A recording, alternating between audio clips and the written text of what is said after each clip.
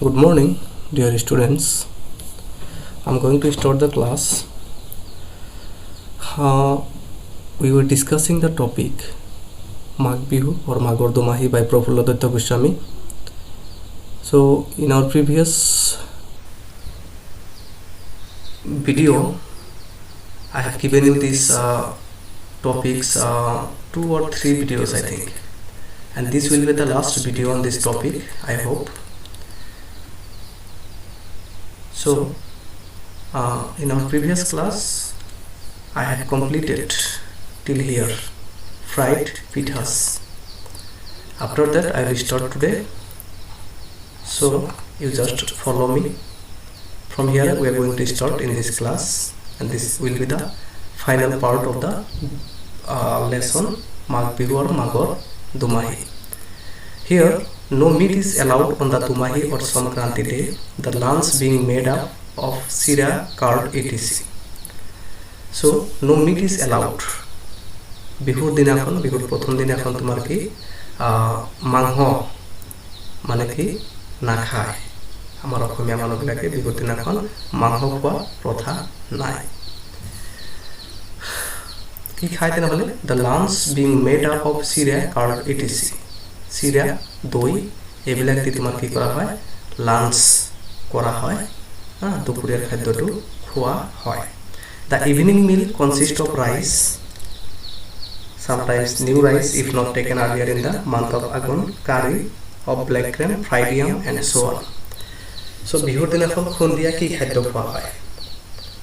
বিহুৰ দিনাখন সন্ধিয়া নতুন চাউলৰ ভাতটো, যিটো আমাৰ এটা প্ৰথা আছে যে বছৰৰ যেতিয়া নতুন চাউলটো বা ধানবিলাক আহে আৰু সেই চাউলটো আমি কি কৰোঁ, এই মাহৰ প্ৰথম দিনাখন অলপ আয়োজন কৰি আমি খাওঁ, মানে এই দুমাহীৰ দিনাখন। যদি আঘোণ মাহত এই খাদ্যটো খোৱা নহয় তেনেহ'লে আমি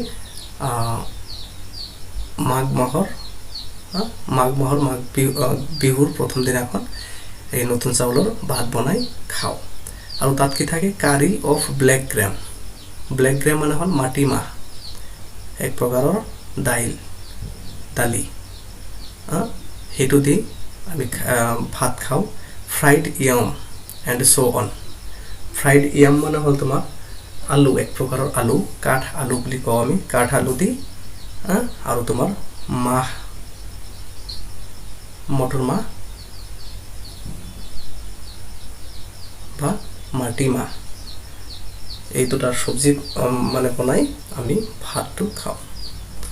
Next day at noon, it is customary to take a little leftover rice kept soaked in water and leftover dal.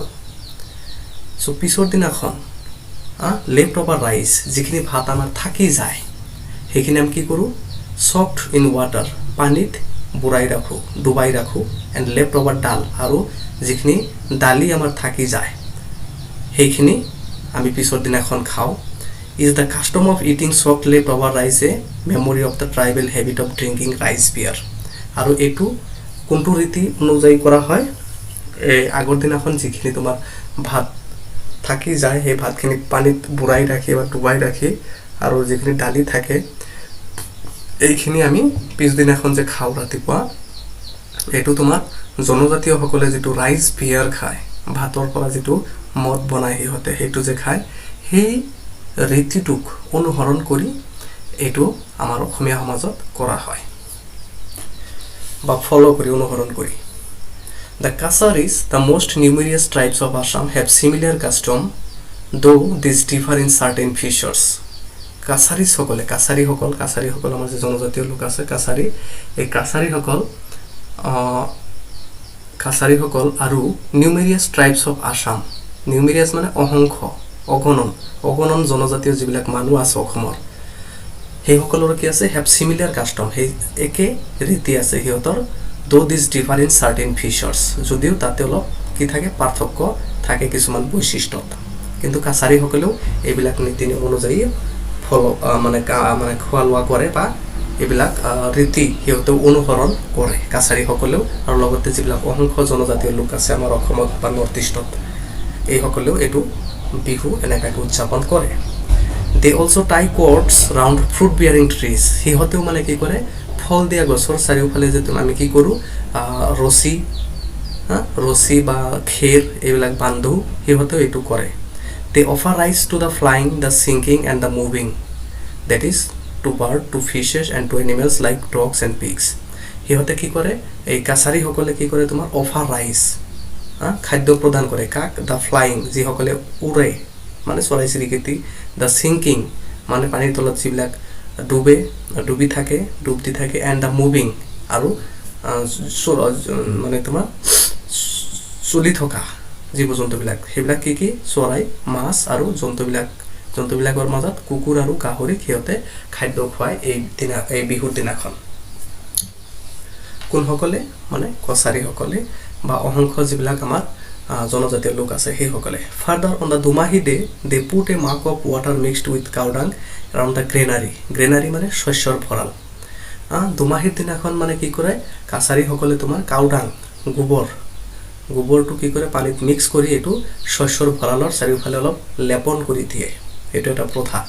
On the 7th day of মাঘ বিহুৰ 7 নম্বৰ দিনাখন দে এগেইন ক্লিন ইউটেনচিল বাচন বৰ্তনবিলাক, ইউটেনচিল মানে বাচন বৰ্তনবিলাক সিহঁতে চাফা কৰে। চেক্ৰিফাইচ ফাউলছ টু বাথাও, ফাউলছ মানে চৰাই চিৰিকটিবিলাক কি কৰে চেক্ৰিফাইচ কৰে বাথাও দিয়াৰ গড, কাছাৰীসকলৰ যিটো গড আছে ভগৱান আছে তাক বাথাও বুলি কোৱা হয়। এই বাথাওক সিহঁতে কি কৰে চৰাই চিৰিকটিবিলাক অৰ্পণ কৰে বা ভোগ দিয়ে। এণ্ড গ' আউট কেৰল ছিংগিং কালেক্টিং ইটেবলছ, আৰু সিহঁতে কি কৰে কাছাৰীবিলাকে কেৰল ছিংগিং ভজন গীত গোৱা, একেলগে মানুহবিলাকে বহুত কেইটা একেলগে হৈ ভজন গীত গায় আৰু ওচৰ চুবুৰীয়া বা সমাজৰ মানুহবিলাকৰ পৰা খাদ্যবস্তু সংগ্ৰহ কৰে। দে কল দিছ কাষ্টম মাগন অৰ বেগিং, আৰু সিহঁতে এইটোক মাগন মানে মাগি খোৱা বা বেগিং ভিক্ষা কৰা বুলি কোৱা হয় এই ৰীতিটোক। Another point to note is that Kasaris consider the construction of Bhelagor and setting fire to them to be the special prerogative of cowherd boys. কাছাৰীসকলে কি কৰে তোমাৰ অসমীয়া মানুহবিলাকৰ নিচিনা ভেলাঘৰ সাজে আৰু সেই ভেলাঘৰত জুই লগাই দিয়ে, আৰু এই জুই লগোৱা কামটো কাউহাৰ্ড গৰু ৰখীয়াবিলাকৰ একাধিকাৰ থকা বুলি বিশ্বাস কৰে কাছাৰীসকলে। The boys burn the Belagors before dawn, before the cows come out of their nest. এই ল'ৰাসকলে গৰু ৰখীয়া ল'ৰাসকলে ভেলাঘৰবিলাক কেতিয়া জ্বলাই দিয়ে দুকমুকালি কালত, যেতিয়া কাউৰীবিলাক নিজৰ বাসস্থানৰ পৰা ওলাই নাহে তাৰ আগতে কি কৰে ভেলাঘৰত জুই লগাই দিয়ে এই গৰু ৰখীয়া ল'ৰাবিলাকে। কাছাৰীসকলৰ মাজত এইটো প্ৰথা আছে। The leading cowherd while setting fire to the Belagor in a village start prayer in this manner, যে গৰু ৰখীয়াসকলে যেতিয়া তোমাৰ ভেলাঘৰত জুই লগাই দিয়ে তেতিয়া সিহঁতে তলত দিয়া ধৰণে সিহঁতে কি কৰে এটা গীত গায়। গীতটো কি গ্লৰি গ্লৰি গ্লৰি গ্লৰি টু আৱাৰ ভিলেজ, এই গীতটো গায় গৰু ৰখীয়াসকলে। ইন দ্য ৰেচাইটেশ্যন হি ইজ একম্পানিড বাই আদাৰ বয়েজ, এজন ল'ৰাই এইটো কি কৰে আবৃত্ত কৰে, ৰেচাইটেশ্যন মানে আবৃত্ত কৰা, আৰু তেওঁ বাকী ল'ৰাবিলাকৰ দ্বাৰা মানে বাকী ল'ৰাবিলাকে তেওঁ কি কৰে একম্পানী দিয়ে, সহযোগ কৰে, একেলগে গায়। He prays the disease may not visit their village, আৰু সেই ল'ৰাটোৱে লগতে আৰু গায় যে যাতে বেমাৰ সিহঁতৰ গাঁৱত আহিব নোৱাৰে। That their village may be filled with paddy and riches, আৰু গায় সিহঁতে ল'ৰাটোৱে যে সিহঁতৰ গাঁও যাতে কি হয় সকলোৱে সিহঁতৰ গাঁও যাতে ধন সম্পদ আৰু শস্যৰে, পেডি মিনছ শস্য ধান শস্যৰে ভৰি পৰে এইটো দোৱা কৰে। That their cattle may be large and strong like the rhinoceros and elephant, আৰু সিহঁতৰ ঘৰচীয়া জন্তু, কেটেল মিনছ ঘৰচীয়া জন্তুবিলাক যাতে গড়, ৰাইন'কেৰছ গড় হাতীৰ নিচিনা ডাঙৰ দীঘল হয়, এইটো সিহঁতে প্ৰাৰ্থনা কৰে। That those persons who had beaten them, আৰু সেইসকল মানুহ যিসকলে এই জীৱ জন্তুবিলাক ঘৰচীয়া জীৱ জন্তুবিলাকক কি কৰে বিটেন মানে মাৰধৰ কৰে। Even though the cattle in their search had not eaten up the persons paddy may suffer long and much, আৰু সিহঁতে এইটো কামনা কৰে যে সেই ঘৰচীয়া জীৱ জন্তুহঁতে যাতে সিহঁতৰ শস্য নাখায় আৰু সিহঁতে কষ্টত ভোগে খেতিয়কসকলে যিসকল খেতিয়কে গৰু বা জীৱ জন্তুবিলাকক মাৰধৰ কৰে সেইসকলৰ যাতে শস্যবিলাক গৰচীয়া জন্তুবিলাকে নাখায় আৰু সিহঁত যাতে ভুগিব লগা হয় কষ্টত ভুগিব লগা হয় এই মালিকবিলাক যিসকলে গৰু বা গৰচীয়া জীৱ জন্তুবিলাকক মাৰে গ্লোৰি গ্লোৰি গ্লোৰি টু দেয়াৰ ভিলেজ এনেকাকে সিহঁতে গীত গায় One interesting feature of this bihu is the holding of sports like wrestling, racing, jumping, buffalo fighting, egg fighting.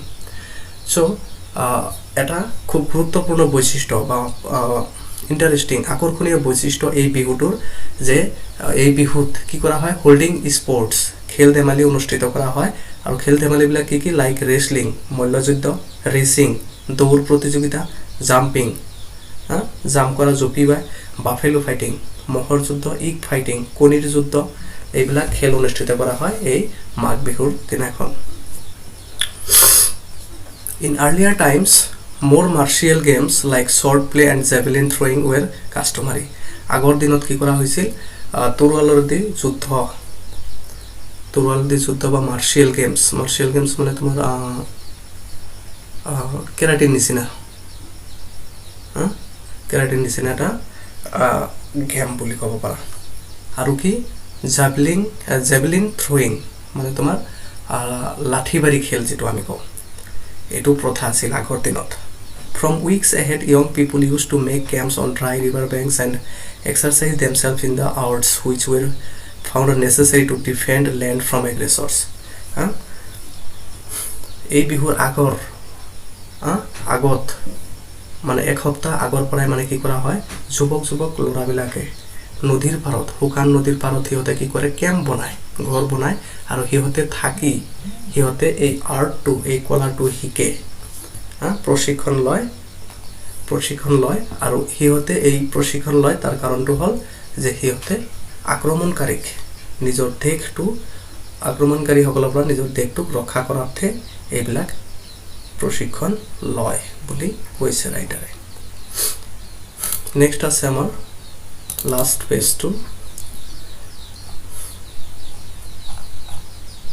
পিকচাৰবিলাক চাবা এইবিলাক এই বিহুৰ মানে সময়ৰ পিকচাৰ ৰাইটাৰে লৈছে নেক্সট চাবা আই হেভ ইগনোৰ্ড এনাদাৰ বিহু ৰাইটাৰে কৈছে যে মই আন এটা বিহু মানে অৱজ্ঞা কৰিছোঁ কাতি বিহু সেইটো হ'ল Kati Bihu held in autumn শৰৎ কালত যেটো অনুষ্ঠিত কৰা হয় as a festival of little significance যেটো তাৎপৰ্য খুব কম কাতি বিহুৰ তাৎপৰ্যটো খুব কম ইমান ধুমধামেৰে কাতি বিহুটো অনুষ্ঠিত কৰা নহয় it has no public significance আৰু এইটো জনসাধাৰণৰ মানে ভিৰ-ভাৰৰ গুৰুত্ব নাই in the family yard a light is put at the foot of the tulsi plant and women and children sing in this manner যে এই কাতি বিহুত মানে কি কৰে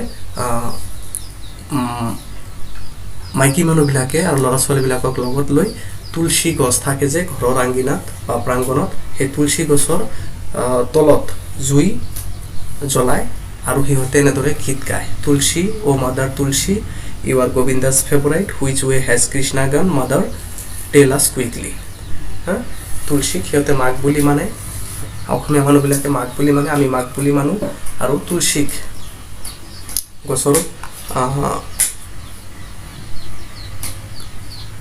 ওচৰত বহি আমাৰ অসমীয়া মানুহবিলাকে গীত গায় যে mother Tulsi you are Govinda's favourite তুমি গোবিন্দ যেটো আছিল সেই গোবিন্দৰ তুমি প্ৰিয় হে মাক তুমি সোনকালে আমাক কৈ দিয়া কোনটো ৰাস্তাত কৃষ্ণ ভগৱান শ্ৰীকৃষ্ণ চলিছিল আমিও সেইটো ৰাস্তাত চলিম এনেকাকে গীত গোৱা হয় মাইকী মানুহৰ দ্বাৰা আৰু ল'ৰা ছোৱালীবিলাক সৰু ল'ৰা ছোৱালীবিলাকৰ দ্বাৰা এই কাতি বিহুত The plant is considered symbolic of Brinda, one of the devotees of Krishna. Devotees মানে শিষ্য বুলি ক'ব পাৰা কৃষ্ণৰ যে শিষ্য আছিল বৃন্দা সেই বৃন্দৰ চিন হিচাপে সিম্বলিক হিচাপে তোমাৰ কি কৰা হয় এই তুলসী গছটো মানে বিবেচনা কৰা হয় তুলসী গছটো বৃন্দা বুলি মানে বৃন্দা এটা কি আছিল ভগৱান শ্ৰীকৃষ্ণ শিষ্য আছিল Another aspect of Kati Bihu is that the plowman does certain things for the protection of his crop. Kati Bihur eta tapporjota ase boishishto ase etu hol plowman means halua hokol je hokole hal হালোৱাসকলে কি কৰে কেইটামান কাম কৰে সিহঁতৰ শস্যবিলাক মানে কি protection কৰিবৰ কাৰণে ৰক্ষা কৰিবৰ কাৰণে হালোৱাবিলাকে কিবা ৰীতি ফলো কৰে He plants a small bamboo in the field and lights an earthen lamp at its foot. হালোৱাসকলে কি কৰে খেতিত মানে কি কৰে তোমাৰ এটা বাঁহৰ লাঠি মানে কি কৰে থিয় কৰায় আৰু সেই লাঠিৰ তলত এটা তেলৰ চাকি জ্বলায় আৰ্থেন লেম্প মানে তেলৰ চাকি জ্বলায় He may also wield a piece of bamboo and send certain mantras to protect the maturing paddy from pests. Pests মানে কীৰা মকৰা কীট পতংগ পেষ্ট কীট পতংগবিলাক যাতে শস্যত ধৰিব নোৱাৰে তাৰ কাৰণে তেওঁ কি কৰে এটা লাঠি বাঁহৰ এটা লাঠি হাতত লৈ ঘূৰাই থাকে আৰু কিছুমান মন্ত্ৰ পঢ়ি থাকে মন্ত্ৰ আবৃত কৰি থাকে Some persons light the akashbanti or the sky lamp hanging from the tall bamboo. কিছুমান মানুহে দীঘল বাঁহ এটা পুতি লৈ মাটিত তাৰ ওপৰত মানে কি কৰে চাকি জ্বলায় The Kasaris put lamps at the foot of the Sizu cactus, symbol of their seed god Bathau. কাছাৰীসকলৰ যিটো তোমাৰ মুখ্য দেৱতা আছিল বাথাও সেই বাথাওৰ প্ৰতীক হিচাপে কিছুমান কাছাৰীয়ে কি কৰে কেকটাছ গছৰ তলত মানে এই চাকিটো জ্বলায় কাছাৰীসকলে এইবিলাক ৰীতি মানি চলে আমাৰ অসমীয়া ৰীতি মানি চলে কিন্তু অলপ ডিফাৰেণ্ট হয় সিহঁতৰ ৰীতিটো আমাৰ অসমীয়া মানুহৰ পৰা মেইন ষ্ট্ৰীমৰ পৰা ইন দ্য গাৰ্ডেন বাগিচাত এইটো কৰে কাছাৰীসকলে at the granary and in the field শস্য ভঁৰালত কৰে আৰু খেতি পথাৰতো কাছাৰীসকলে এইবিলাক কৰে Kati Bihu can not be called a festival as such Kati বিহুক আচলতে এটা উৎসৱ বুলি ক'ব নোৱাৰি এটো জাস্ট এটা পৰম্পৰা এটা ৰীতি যেটো তাৎপৰ্য হিমান নহয় so this is the end of the lesson Magh Bihu or মাঘৰ দুমাহী explanation is completed for this lesson and in my next class I'll provide you the question answer or notes related to the lesson Maghor Bihu or Maghor Dumahi. So thank you all for watching the video till the end. I hope you have understood the lesson very well and if there is any confusion you can text me, you can call me for clarification. Thank you all once again.